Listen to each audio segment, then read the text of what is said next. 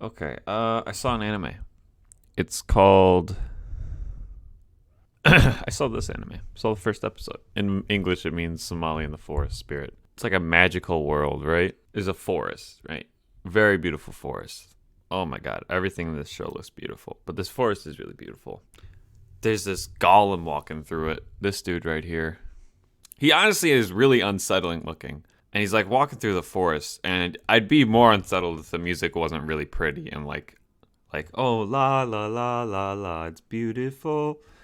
That's the vibe the music was giving me.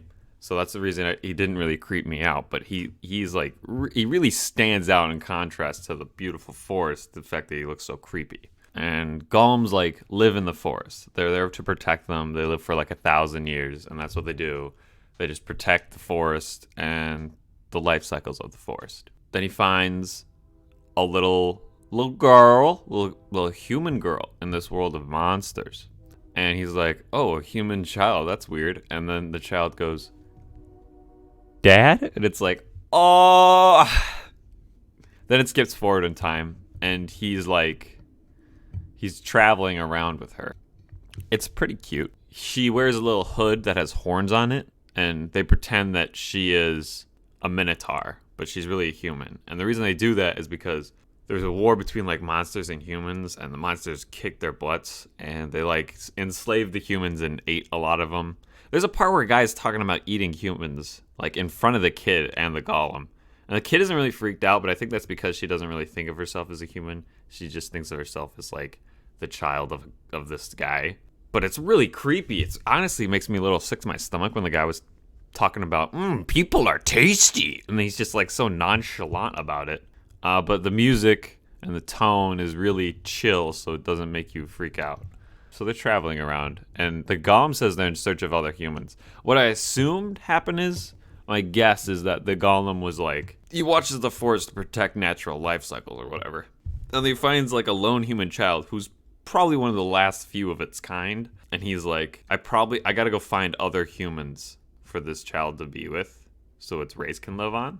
And so he leaves the forest to do that. And there's a scene where the little girl breaks like her hood, and then he fixes it, and then she goes to bed, and while she's sleeping, he rolls up his sleeve, and you can see all these cracks in his golem arm, and it's like, oh, I don't think he has a lot of time left. Like, as far as goblins go, this guy's getting near the end of his life cycle. And she's like, they're like in a city. They find a city, and they stay in an inn. He's like, okay, I guess this is what we're doing. They're like, go to a shop, and he's gonna go sell some really nice rocks, some like gemstones to a guy, and the guy's like, I'll pay like 50%. He's like, that's unacceptable.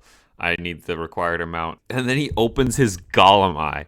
He's got like, if you see this little thing right here, his like eye, it's like stitched up right here, but that like unbuttons it, like it makes like the sound of like unbuttoning. And then it's like just a green gemstone eye, and it's like terrifying. But again, the music is like, just stay chill, bro. It's not that scary, right? And with that eye, he can tell the structural makeup of everything is like all the shit in the shop is just garbage.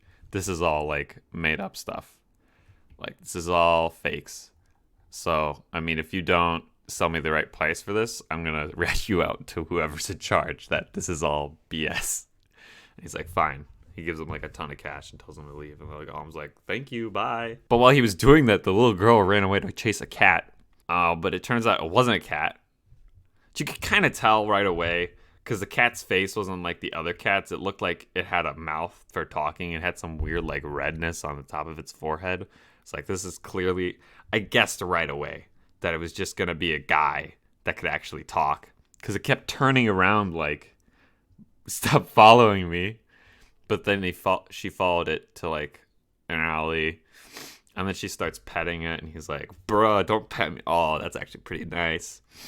And then while she's petting it, it goes, you smell delicious. And it's like, what the fuck? He knows. But then just at the last second, the golem swoops in, because the golem can like talk to birds and use his golem eye to see shit, I guess. He finds her and gets her out of there. Tells the cat to piss off. And then the cat goes and he tries to tell like the other monsters that I found a delicious smelling girl. And I'm like, what the fuck, dude? What are you on? That's creepy, bro. He's like, no, wait, it's not. That's not what I mean. The little girl's been in the city. She's been like looking around and she's seen all the little monster people holding hands with their parents and stuff. And like dads putting the kids on their shoulders.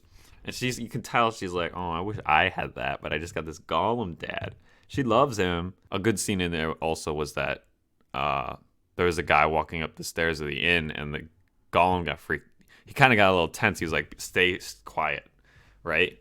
And he claims he doesn't feel emotions, but he like covers her mouth, and then the footstep passed by, and he's like, oh, I guess it was nothing. And the kid's like, you got tense there. He's like, I'm incapable of feeling emotions, but she's like, but you got tense though, let's be honest. But anyway, they're in the market, and they're like, the little girl sees all these people being affectionate with their children. She's like, I wish I had that. And at the end of the episode, he's like, I need to keep you from running away from me, so here, you got to hold my hand. And honestly, it was adorable, and I loved it when they held hands, because it was just so cute. Because I like, my favorite type of anime is pretty much anime that have a romance plot. But the thing I'll enjoy more than a romance plot, the only thing is a fatherhood plot, because that's just adorable. One of the animes I really enjoyed was Bunny Drop, which was one about a guy.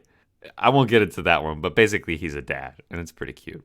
The community rating on this on livechart.me is about an 8, and that's what I gave it for the first episode. I wasn't like, it's just the first episode, but it was better than good. I'd say it was a great first episode. There's a lot of stuff I mean, I have a few nitpicks where it's like, there's moments that would be tense, like when this cat's leading her down the dark alley, the music is all whimsical. But I know, my adult brain knows that this cat is leading her somewhere shady, and I'm like, I'm not vibing with it.